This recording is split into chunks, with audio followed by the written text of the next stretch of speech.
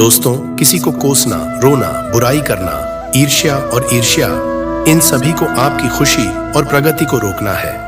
वे आपके जीवन पर गहरा प्रभाव डालते हैं। क्या नियति कभी भी मिटा सकती है जो लिखा गया है? आज की खूबसूरत कहानी में आपको पता चलेगा कि हमारे जन्म से पहले जो कुछ भी लिखा गया है, क्या इसे मिटाया जा सकता है? यदि आप यह सब जानना चाहते हैं तो कृपया इस खूबसूरत कहानी को देखें। कृपया अंत तक कहानी सुनें। दोस्तों, यह कहानी बहुत ही शैक्षिक, महत्वपूर्ण और जानकारीपूर्ण है। मैं आपसे अनुरोध करता हूं कि आप कहानी के अंत तक हमारे साथ रहें। नमस्कार दोस्त, बोधि सोच यूट्यूब चैनल में आपका स्वागत है।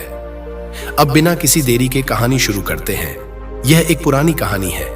एक गांव में रामू नाम का एक गरीब किसान था। वह और उनकी पत्नी उनके परिवार के एकमात्र सदस्य थे। एक लंबे समय के बाद एक लड़के का जन्म किसान के घर में हुआ था। किसान और उसकी पत्नी बहुत खुश थे। आसपास के सभी लोग किसान को बधाई देने के लिए आ रहे थे। एक दिन सुबह एक भिक्षु ने किसान के घर के बाहर से भिक्षा के लिए बुलाया। यह किसान के घर में एक खुशहाल दिन था, इसलिए उसने भिक्षु को अंदर बुलाया और उसे बैठने के लिए कहा।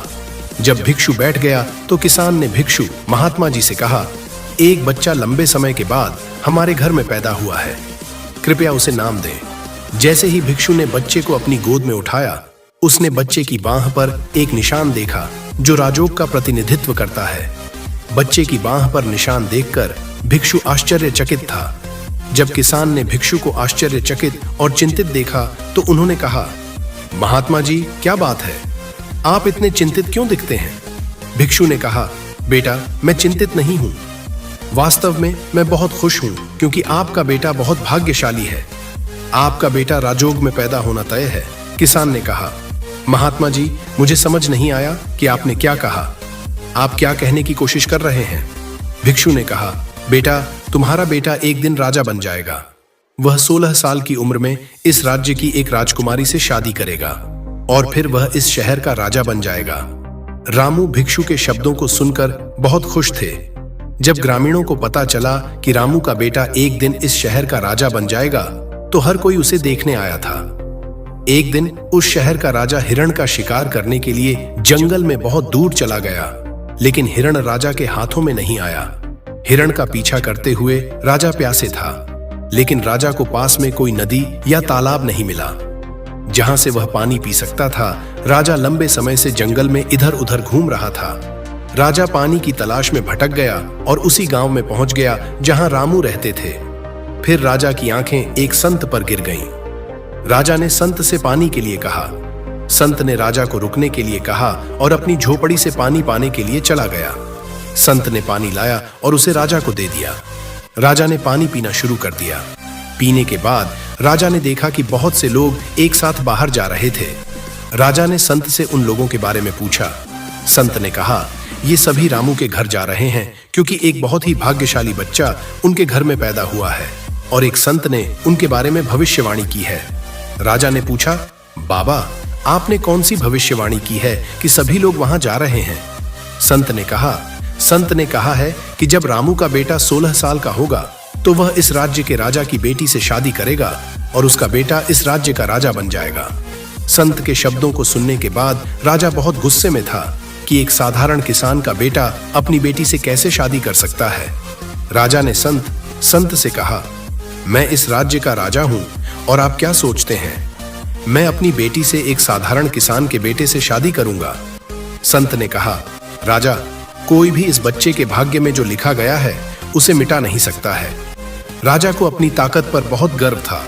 उन्होंने कहा, संत, मैं ईश्वर द्वारा लिखा गया है और आपको दिखाता हूं। संत मुस्कुराए और कहा, राजा, मैं यहां हूं और तुम भी यहां हो, चलो देखते हैं। राजा ने संत को झुकाया और अपने महल में वापस चला गया। राजा को रात में नींद नहीं आ रही थी। वह सोच रहा था कि किसी भी मामले में संत को भविष्यवाणी को सच नहीं होने देना चाहिए। अगले दिन राजा ने अपनी पोशाक बदल दी और रामू के गांव तक पहुंच गया। लोगों से पूछते हुए राजा रामू के घर पहुंचा। राजा रामू के घर के बाहर गया और उसे बाहर बुलाया। रामू ने अपनी आवाज सुनी और घर से बाहर आकर पूछा, आप कौन हैं और आप क्यों आए हैं? राजा ने कहा, मैं एक संत हूँ और मेरा अपना कपड़े भी हैं और पास के गांव में रहते हैं। मैंने लोगों से सुना है कि आपके घर में सौभाग्य के साथ एक बच्चा पैदा हुआ है और यह उसके भाग्य राजयोग में लिखा गया है।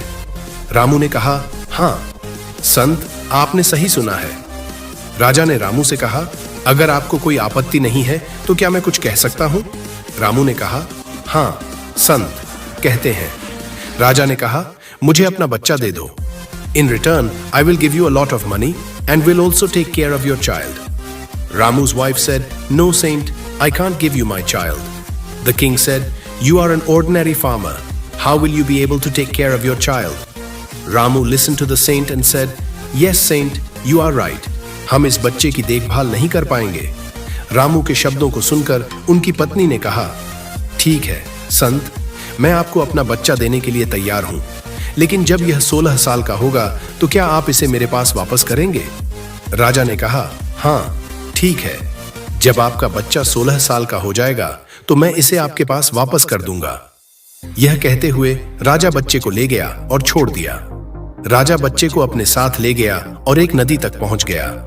राजा ने सोचा कि वह बच्चे को नदी में छोड़ देगा और वह मर जाएगा, लेकिन बच्चे के निर्दोष चेहरे को देखकर उसे नदी में छोड़ने की हिम्मत नहीं थी। बहुत सोचने के बाद राजा ने एक लकड़ी का बक्सा लिया और बच्चे को बॉक्स में बंद कर दिया और उसे पानी में डाल दिया। राजा ने सोचा कि बॉक्स गहरी नदी में जाएगा और खुद को डूब जाएगा और यह बच्चा मर जाएगा। यह सोचकर राजा निश्चित था और वापस महल में चला गया कि अब यह बच्चा वापस नहीं आएगा और वह मेरी बेटी से शादी नहीं करेगा। मैंने बॉक्स पर लिखे गए भाग्य को मिटा दिया।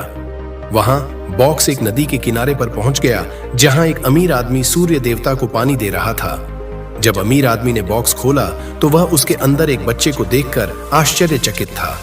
अमीर आदमी का बच्चा नहीं था। अमीर आदमी बच्चे को अपने घर ले गया। अमीर आदमी की पत्नी बच्चे को देखकर बहुत खुश थी। जब उसने अमीर आदमी से पूछा कि यह बच्चा कौन है, तो अमीर आदमी ने उसे बच्चे के बारे में बताया और उसने इसे नदी में तैरते हुए पाया। अमीर आदमी और उसकी पत्नी ने बच्चे के लिए भगवान को धन्यवाद दिया। अब बच्चा अमीर आदमी के घर में बड़ा होने लगा। अमीर आदमी ने लड़का सूरज का नाम दिया। इस तरह 16 साल धीरे धीरे बीत गए। सूरज बहुत बुद्धिमान थे। एक दिन वह शिक्षक को सूरज को पढ़ा रहा था। शिक्षक ने जो भी पूछा, सूरज तुरंत इसका जवाब देगा।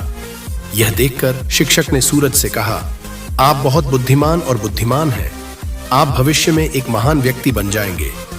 शिक्षक सूरज की प्रशंसा कर रहा था कि वही राजा वहां से गुजर रहा था जो कुछ काम के लिए दूसरे राज्य में जा रहा था। जब राजा ने सूरज को देखा तो राजा वहीं रुक गया। राजा ने सूरज से पूछा, बेटा तुम कौन हो और तुम कहां रहते हो और आपके पिता का नाम क्या है? सूरज ने कहा, आपकी महिमा, मैं सेठ हीरालाल का पुत्र हूं। राजा वहां से यह पूछ रहा था। अपना काम पूरा करने के बाद जब राजा लौटा तो वह सेठ हीरालाल के घर गया और उसे बताया, आपका बेटा बहुत बुद्धिमान है। सेठ हीरालाल ने राजा की बात सुनी और कहा, आपकी महिमा, मैं उसका असली पिता नहीं हूं। मैंने केवल उसे उठाया है, लेकिन वह मेरे लिए एक बेटे से ज्यादा है। राजा ने सेठ हीरालाल से पूछा, क्या यह लड़का आपका बेटा नहीं है? फिर आपको यह लड़का कहां से मिला? तब सेठ हीरालाल ने राजा को पूरी कहानी बताई कि कैसे उसने उसे छाती से बहते पानी में पाया। जब राजा ने सेठ हीरालाल की कहानी सुनी तो वह हैरान था। राजा समझ गया कि यह बच्चा वह है जिसे मैंने 16 साल पहले नदी में धोया था। राजा और सेठ हीरालाल सिर्फ सूरज के बढ़ने पर बात कर रहे थे।